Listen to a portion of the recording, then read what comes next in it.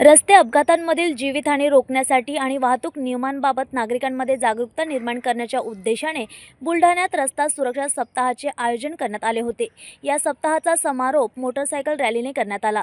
जिल्हा पोलीस अधीक्षक निलेश तांबे यांच्या संकल्पनेतून काढण्यात आलेल्या या रॅलीत अप्पर पोलीस अधीक्षक अमोल गायकवाड, वाहतूक शाखेचे अधिकारी कर्मचारी तसेच महाविद्यालयीन विद्यार्थी सहभागी झाले होते।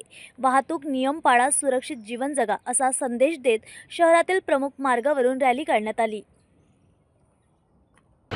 रस्ता सुरक्षा अभियान 2026 या अंतर्गत बुलढाणा जिल्ह्याचे पोलीस अधीक्षक माननीय श्री निलेश तांबे सर यांच्या संकल्पनेतून हा अभियान राबवण्यासाठी आम्ही महिनाभर विविध उपक्रम राबवले होते।